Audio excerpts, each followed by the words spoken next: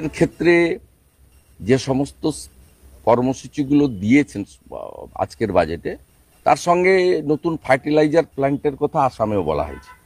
এখানে সমস্যাটা হচ্ছে যে আপনি বিহারে 4টে নতুন এয়ারপোর্টের কথা বলা হয়েছে, তা আপনাকে কলকাতায় এয়ারপোর্টের জন্য নতুন এয়ারপোর্টের জমি চাওয়া হয়েছিল। আপনারা সরাসরি লিখিতভাবে মুখ্যমন্ত্রী না বলে দিয়েছেন। জ্যোতিরাদিত্য সিন্ধিয়া যখন মুখ্যমন্ত্রী ছিলেন, ভাঙড় এলাকাতে আরেকটি নতুন এয়ারপোর্টের জন্য আপনাকে বাগডোগরা এক্সপেনশনের জমি চাওয়া হয়েছে, আপনি না বলে দিয়েছেন। আপনাকে কলাইকুণ্ডা মিলিটারি এয়ারপোর্টকে কমার্শিয়াল এবং ডোমেস্টিক এয়ারপোর্ট হিসেবে চালু করার জন্য প্রপোজাল দিয়ে 25 একর জমি চাওয়া হয়েছে, আপনি দেননি।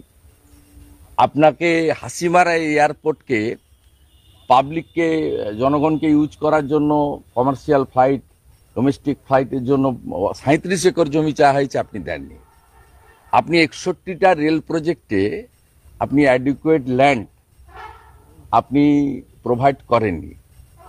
তো স্বাভাবিকভাবে যে সমস্ত স্টেট গভর্নমেন্ট আসাম জায়গা দিয়েছে, তাই ওখানে নতুন একটি ফার্টিলাইজার বড় ইউনিট হচ্ছে।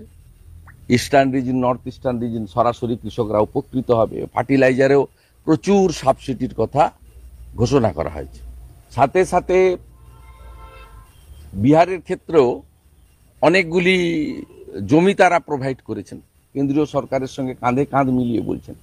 এবং আপনি এক্ষেত্রে দেখবেন আজকে যে নতুন একটি স্কিম কৃষকদের জন্য দেওয়া হয়েছে, আপনার কৃষকদের যে নতুন একটি স্কিম দেওয়া হয়েছে, সেই স্কিমে 100টি জেলা যেখানে প্রপারলি কৃষি উৎপাদন হয় না, বিক্রিও হয় না।